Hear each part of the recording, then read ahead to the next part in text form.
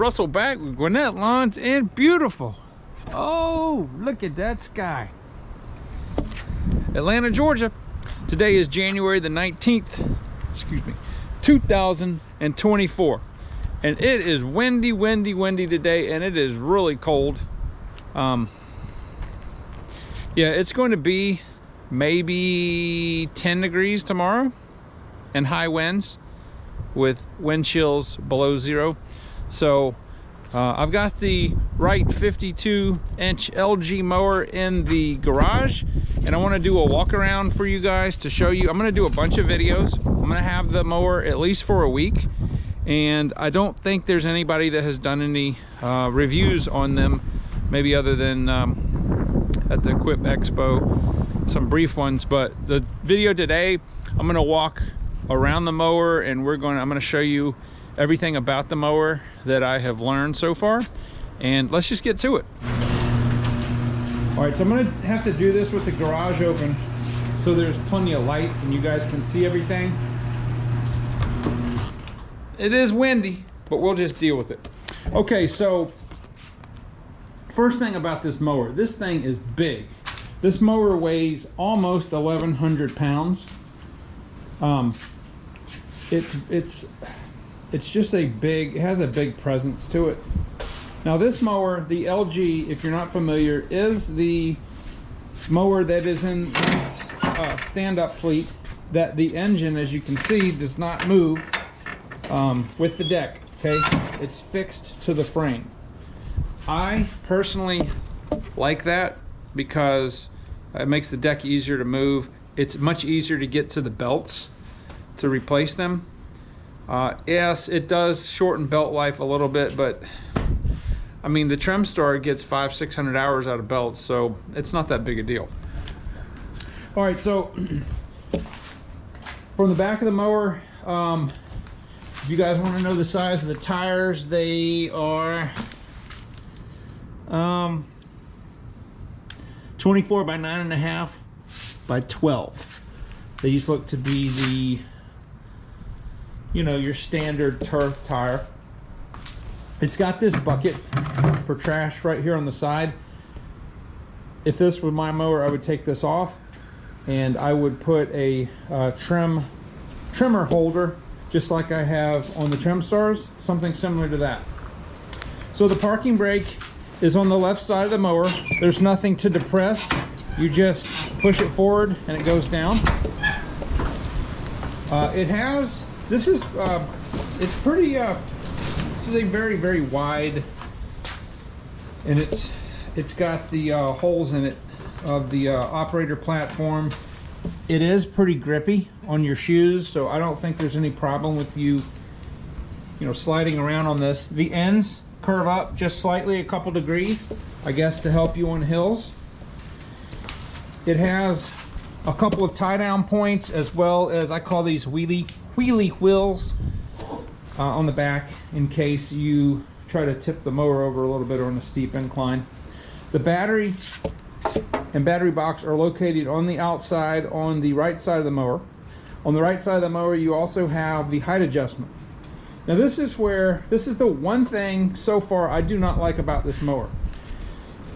If you can see that it goes from 5.75 inches down to 2.75 inches. Why? So Ed Wright explained this on one of his videos, saying that most people cut, probably in the 4 to 5 inch range. But what about us guys in the South that cut Bermuda? We cut it 2 inches to 2.5 inches. Well, they didn't leave us hanging. You do have to do a little bit of work, or your dealer does. There's a hole right here in the axle on the front. You move the axle bolt to there, it will drop this down 1 inch. You have to re-pitch the deck, and then everything on here will be -1. So this would be 1.752, 2.753, and a half, so on. So it would be a max of 4.75. So just subtract 1 from every measurement here, and that would be the measurement that you would get. So I never, pretty much when we're cutting Bermuda, Zoysia, Centipede, we cut between 2 and 2.5 inches here in the South. We like, and it's better for the turf. It's better for Bermuda to cut it low. Okay? That's just standard. But the question I do have is that all other Wright's mowers, they cut from 1.75 to like 4.75. So I think the problem is the belt. They seem to be really focused on belt wear. I mean, these belts, these modern belts last a really, really long time. And yes, when you move this down, you are increasing the deflection of the belt, and it will wear a little more, but because the engine's not going up and down, the belt doesn't stay level. But I don't think it's that big a deal. Anyway, they made a way for us Southern guys to be able to cut lower. This has the standard Wright quad lever system, which I love. You guys saw my video that I did on the Hustler Super S, and the one thing that I did not like about that mower is that it's just got the double levers. So on the Hustler and all other standard mowers, you're going to have these bars here and here, and then you'll have the 2 levers that you would use to operate the hydros in the middle. But I find that the quad levers give me, I can do it with my fingertips, and you can get a lot finer adjustment. Not a huge thing, but that's just what I prefer. You've got your fuel gauge here. It's recessed probably about 1/4 inch into the top panel here. You've got your blade control, your key start, your choke, and your throttle. And of course, this one already has 67.4 hours. On the left side, also next to the brake handle, parking brake lever, is the fuel tank, and the filler neck has got a really wide mouth to it, so it will be easy to fill. And I don't know how I feel about it being inside. I don't guess it does protect it. My 36i I had it on it was on this side, but it was and the battery was over here. But you know, there's really no chance of getting it damaged being inside there. This does come with the Kawasaki FX 850V. It's got the good canister air cleaner. If you're not familiar with this engine puts out 27 horsepower. It's got an external oil cooler on it. These engines are absolute beasts. This is way, way, way more engine than this mower needs. However, I am partial to the carbureted versions of this engine. The Hustler Super S that I had demoed had the Kawasaki FX 850 fuel injected. And while there's nothing wrong with fuel injected, I prefer carburetors. Kawasaki carburetors are extremely easy to rebuild, extremely easy to fix. They're very, very reliable, and there's much less to go wrong on them than having the complexity of having a fuel injector and, you know, other things that go along with fuel injection. Yes, it gets a little bit better fuel economy, but I would rather have a carbureted version. It's just simpler to fix.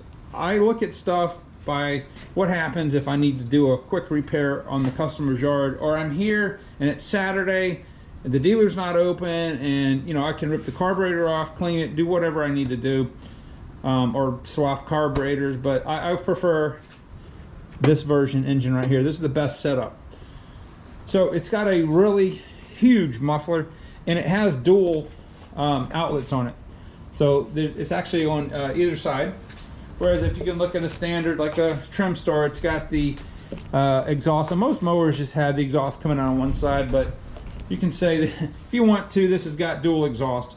It's got a really heavy duty, it looks like a stamped steel cover to protect the mower. These are the deck lift springs. They're super heavy duty. It's got, I believe these are 13-inch caster. These are not the run flats, but the airless. Yeah, these are 13-inch. So they're massive. Look at that compared to the ones in the trim store. This engine is like, it's nothing compared to this as far as weight. But So when I picked this up yesterday, it had a block off plate on it, and I took it off just because I wanted to check the pitch of the deck, and it was way off. Like, it was actually, these mowers and most commercial mowers or mowers in general should have the deck slightly lower in the front. So you would have it say 3 inch, the blade 3 inches in the front, and then 3 1/4 in the back. And this was actually opposite. It was pitched backwards, and that is going to give a no good cut. So you've got your typical, there's a fuel shutoff valve right here if you want to shut it off. That's a really nice touch. And let me show you, this pad comes right off, and I'm going to try to do this with one arm.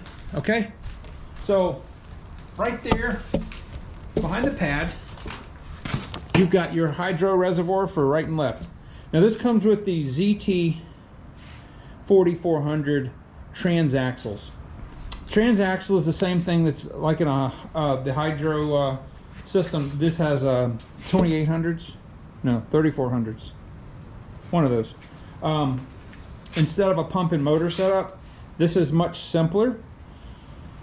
There's less parts. I would tell you that it's not quite as robust. However, the ZT 4400s are extremely strong transmissions, and I think it was a good choice for this engine, or this mower.